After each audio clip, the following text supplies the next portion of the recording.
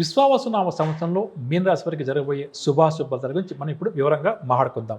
ప్రధానంగా ఈ మీనరాశి వారికి ఈ సంవత్సరం ఆదాయం 5, వ్యయం 5, రాజపూజ్యం 3, అవమానం 1గా ఉంటుంది. ప్రధానంగా జన్మరాశిలో శని సంచారం ఏదైతే మీనరాశి వారికి 29వ తారీఖు నుంచి ప్రారంభమైందో ఇది కొంతవరకు ఇబ్బందికర అంశంగా జ్యోతిష్ శాస్త్రరీత్యా చెప్పక తప్పదు. అంటే ఏలినాటి శనిలో ఉంటున్నారు. అందులో వ్యయస్థానంలో సంచరిస్తున్న శని నిన్నటి నుంచి అంటే 29వ తారీఖు నుంచి శని సంచారం మీనరాశిలోకి మారింది. మనం ఇందాక చెప్పుకుంటున్నాం కదా, ఇది మీనరాశి వారికి మామూలుగా చెప్పంటే మంచిది కాదని చెప్పవచ్చు. ఎందుకంటే జన్మరాశిలో శని సంచారం ఉన్నప్పుడు లేనిపోని భయాలు, ఆందోళనలు, మానసికంగా ఇబ్బంది పడడం గమనించవచ్చు. కానీ ఇక్కడ మీనరాశి వారికి చెప్పే శుభవార్త ఏంటంటే, శని సంచారం ఏదైతే జన్మరాశిలో ప్రారంభమైందో ఆ శని వీరికి సువర్ణమూర్తి కావడం చాలా శుభ ఫలితంగా చెప్పవచ్చు. అదేవిధంగా రాహుకేతువులు కూడా ఈ సంవత్సరం అంతా సువర్ణమూర్తులుగా సంచరిస్తున్నారు. మే 14 తర్వాత గురుగ్రహం యొక్క ప్రభావం కూడా అనుకూలంగా మారుతుంది.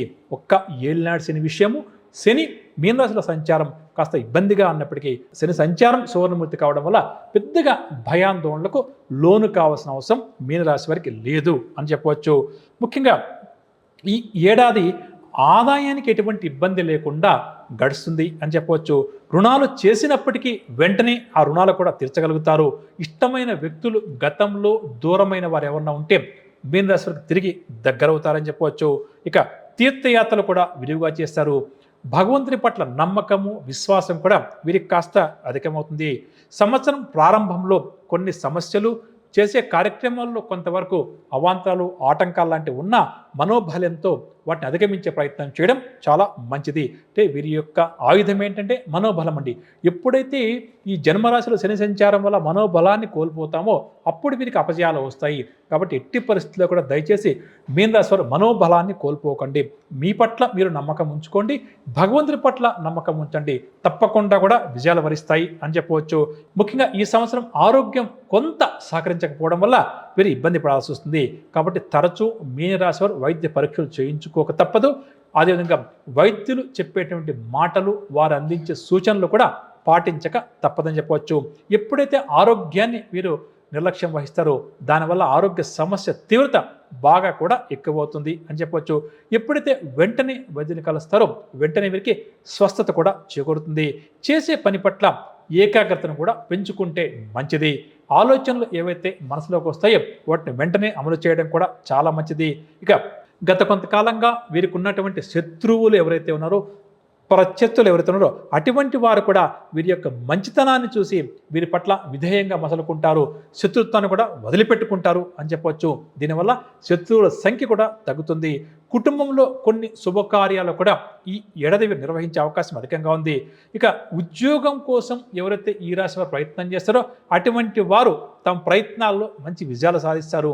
మంచి ఉద్యోగం, మంచి సంస్థలు, మంచి అధికారంతో కూడిన ఉద్యోగం లభించే అవకాశం అధికంగా ఉంది. ఇక వాహనాలు, ఖరీదైన బంగారు ఆభరణాలు కొనాలి అని చెప్పి అనుకుంటున్న మీనరాశి వారి కోరిక కూడా నెరవేరుతుంది. అలాగే గృహ నిర్మాణం లేదా గృహ కొనుగోలు కూడా వీరు ఈ సంవత్సరం సన్నద్ధమవుతారు. సోదరులు, సోదరీమణుల నుంచి కూడా ఈ సంవత్సరం వీరు శుభవార్తలు అందుకుంటారు. కాంట్రాక్ట్ రంగం వారు, రియల్ ఎస్టేట్ రంగం వారు ద్వితీయార్థంలో మంచి లాభాలు సంపాదిస్తారు. వ్యాపార, వాణిజ్యవేత్తలు నూతన పెట్టుబడులు చేతికదనం వల్ల వ్యాపార విస్తరణ ప్రయత్నాల్లో అడుగు ముందుకు వేస్తారు. అదేవిధంగా తమ వ్యాపారాన్ని ఏ విధంగా అభివృద్ధిలోకి తీసుకువెళ్లాలా అన్న వైపుగా వీరి యొక్క ఆలోచనలు కొనసాగుతాయి. ఇక ఉద్యోగస్తులకు పని ఒత్తిడి కాస్త ఈ సంవత్సరం అధికంగా ఉన్నప్పటికీ వారు దాన్ని కూడా అధిగమిస్తారు. పై స్థాయి అధికారుల యొక్క అండదండలు, ప్రోత్సాహం ఈ సంవత్సరం వీరికి పుష్కలంగా ఉంటాయని చెప్పవచ్చు. రాజకీయ రంగం వారికి ప్రజాదరణ బాగా కూడా పెరుగుతుంది.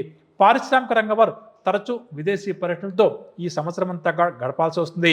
కళారంగం వారికి మంచి అవకాశాలు, మంచి విజయాలు ఈ సంవత్సరం కాస్త ఎక్కువగా ఉంటుంది. వ్యవసాయదారులకు రెండవ పంటలో పెద్ద మొత్తంలో లాభాలు చేతికంతాయి అని చెప్పవచ్చు. మొత్తం మీద మీనరాశి వారికి శని సంచారం తమ సొంత రాశిలో ఉన్నప్పటికీ కూడా, మీనరాశిలో ఉన్నప్పటికీ కూడా పెద్దగా భయపడాల్సిన లేదు. అనవసరపు భయాలు, ఆందోళనలు, ఏదేదో ఊహించుకునేటటువంటి ఆలోచన విధానానికి వీరు ఈ సంవత్సరం స్వస్తి పలికితే తప్పకుండా కూడా మంచి విజయాలు మీరు సాధిస్తారు. లేకపోతే మాత్రం కష్టాలు నష్టాలు తప్పవు. ఎందుకంటే ఎప్పుడైతే మనము మానసికంగా బలహీనలు అవుతామో, ఏదేదో ఊహించుకుంటూ భయపడతామో, తర్వాత జాతకంలో గ్రహాలు ఎంత అనుకూలంగా ఉన్నా, లేదంటే మనకు ఆర్థికంగా బాగున్నా, ఏదైతే మనం ఒక రకమైన నిరాశలోకి వెళ్ళిపోతున్నామో దీనివల్ల ఇబ్బంది పడతాము. ఇది అందరికీ వర్తిస్తుంది. ముఖ్యంగా మీనరాశి వారు దీన్ని గుర్తుంచుకోవాలి. ఏదైనా ఒక చిన్న ఆరోగ్య సమస్య వస్తే భయపడాల్సిన అవసరం లేదు, వెంటనే వైద్యుని కలిసి సరిపోతుంది. చిన్న కుటుంబ సమస్య వస్తే కాస్త కూర్చుని ఆలోచించుకుంటే సమస్య తొలగిపోతుంది. ఎప్పుడైతే వీరు ఎక్కువగా అతిగా ఆలోచిస్తారో, అతిగా ఊహించుకుంటూ ఉంటారో, అటువంటి వాటికి అంటే మనోవ్యాధికి మందు లేదంటాం కదా. కాబట్టి దీన్ని ఒక్కదాన్ని మాత్రం వీరు అధిగమించాలి. కానీ వైద్య పరీక్షలు మాత్రం చేయించుకుంటే సరిపోతుంది అని చెప్పవచ్చు. ఇక మీనరాశి వారు ఈ విశ్వావసునామ సంవత్సరంలో పాటించాల్సిన పరిహార విషయానికి వస్తే ప్రధానంగా శనిగ్రహానికి సంబంధించి, రాహుగ్రహానికి సంబంధించి, గురుగ్రహానికి సంబంధించిన పరిహారాలు ప్రత్యేకంగా చేయించుకోవడం, వారి యొక్క శ్లోకాలు స్తోత్రాలు నిత్యం పఠిస్తూ ఉండటం చాలా మంచిది. అన్నిటికన్నా మించి వీరికి ధైర్యం బాగా కావాలి కాబట్టి లక్ష్మీ నరసింహస్వామి వారి యొక్క నామ స్మరణ చేస్తూ ముందుకు సాగితే వీరికి చాలా చాలా మంచిది. శుభ ఫలితాలు బాగా అధికంగా వస్తాయి. అదేవిధంగా శత్రువుల మీద సునాయాసంగా నరసింహస్వామి వారి యొక్క అనుగ్రహంతో విజయాలు కూడా సాధించగలుగుతారు అని చివరిగా ఒక్క మాటలో మీనరాశి వారికి చెప్పవచ్చు.